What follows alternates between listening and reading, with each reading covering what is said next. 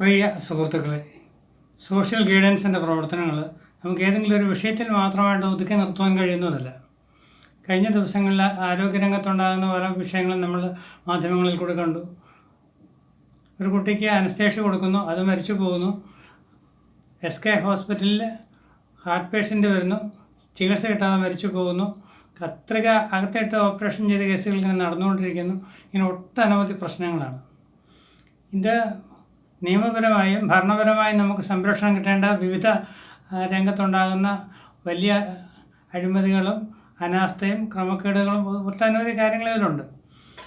ഇതിനെക്കുറിച്ച് എല്ലാവരും വളരെ ശക്തമായി പ്രതികരിക്കുകയും മാധ്യമങ്ങൾ അത് പ്രസിദ്ധീകരിക്കുകയും ഒക്കെ ചെയ്യാറുണ്ട്. പക്ഷേ നമുക്ക് ഫലം ഒരിക്കലും ഇത് അനുഭവിക്കാൻ കഴിയുന്നില്ല, കാരണം പരിഹാരം ഉണ്ടാകുന്നില്ല. ഈ പ്രശ്നങ്ങൾക്കൊരു പരിഹാരം എന്ന നിലയിൽ നമുക്കൊരു വ്യക്തിക്ക് അധികം കാര്യമായിട്ടൊന്നും ചെയ്യാൻ കഴിയുന്നതല്ല. നിയമപരമായ നടപടികൾ സ്വീകരിക്കാം, വിധി അനുകൂലമാകണമെന്നുമില്ല. എന്നാൽ ഇതിന് പരിഹാരം ഉണ്ടാകേണ്ടത് നമ്മുടെ മാനവരാശിയുടെ തന്നെ ഏറ്റവും വലിയൊരു നിലനിൽപ്പിന് ഏറ്റവും അത്യന്താപേക്ഷിതമായ ഒരു കാര്യമാണ്. മനുഷ്യൻ്റെ ആയുസ്, മാനവരാശിയുടെ യൗവനം അത് കഴിഞ്ഞ ഒരു സ്ഥിതിയിലാണ്. അപ്പോൾ ഇതിൽ നിന്ന് നമുക്കൊരു മോചനം ലഭിക്കുന്നതിന് ആഹാരം, ഭക്ഷണം, പാർപ്പിടം, വസ്ത്രം, വിനോദം, വിശ്രമം, അങ്ങനെ ഒട്ടനവധി കാര്യങ്ങളിൽ ശ്രദ്ധിക്കേണ്ടതുണ്ട്. ഇവിടെ ഈ ആരോഗ്യരംഗത്ത് ഇപ്പോൾ നമുക്ക് ഈ ഹോസ്പിറ്റലിലുള്ള ഡോക്ടർമാർ അല്ലെങ്കിൽ അവിടുത്തെ ജോലിക്കാർ, ഇവർ എല്ലാം നമ്മളെപ്പോലെ മനുഷ്യരാണല്ലോ. അവർ ചെയ്യുന്ന കാര്യങ്ങളെല്ലാം ശരിയായിരിക്കണമെന്നോ അവർ നല്ല സുബുദ്ധിയുള്ളവരായിരിക്കണമെന്നോ അവർ മയക്കുമരുന്നും മദ്യവും ഉപയോഗിക്കാത്തവരായിരിക്കണമെന്നോ ഒന്നും നിർബന്ധമില്ല. പക്ഷേ ഈ ആസ്പത്രിയിൽ വരുന്ന രോഗികൾക്ക് അവർ ജീവൻ രക്ഷിക്കുന്നതിന് വേണ്ടിയാണ് അവിടെ വരുന്നത്. അവർക്ക് ആയുസ്, ചികിത്സ കൊണ്ട് ആയുസ്സിന് പ്രയോജനമൊന്നും ഇല്ലെന്ന് വിചാരിക്കുക. പക്ഷേ ആ രോഗികളുടെ രോഗത്തിന് അവർക്കുണ്ടാകുന്ന വിഷമതകൾക്ക്, ബുദ്ധിമുട്ടുകൾക്ക് പരിഹാരം തീർച്ചയായും കൊടുക്കാൻ പറ്റും. അപ്പോൾ ആയുർലാഭം എന്നൊന്നില്ലെങ്കിലും അയാളുടെ ആരോഗ്യത്തിന് വേണ്ടുന്നതെല്ലാം അവർക്ക് ചെയ്യാൻ കഴിയും.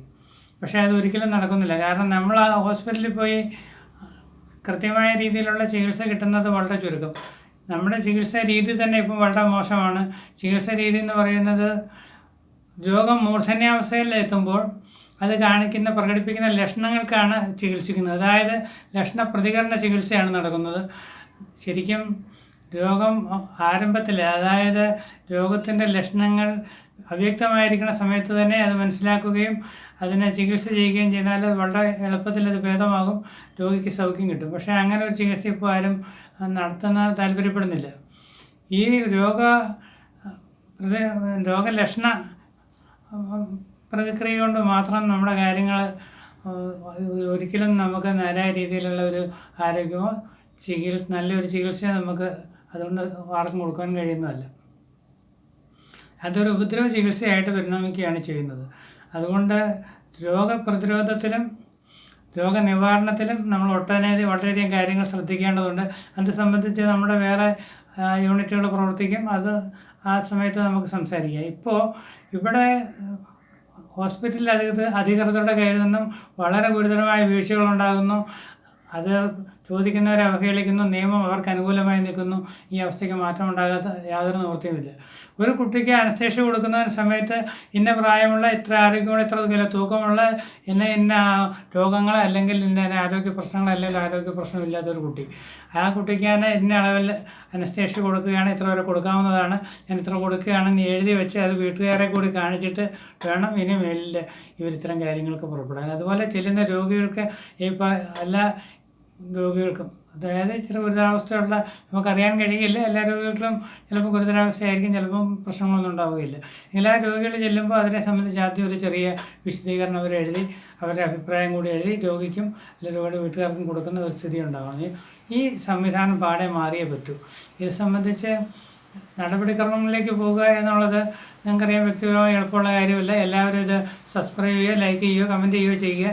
നമുക്ക് ഇതിനു വേണ്ടിയിട്ട് പുതിയ സംവിധാനം രൂപപ്പെടുത്തേണ്ടതുണ്ട്. അടുത്ത വിഷയങ്ങൾ, ഇതുപോലെ അനവധി വിഷയങ്ങളുണ്ട്. എല്ലാ വിഷയത്തിലും നമുക്ക് പരിഹാരം കാണേണ്ടതുണ്ട്.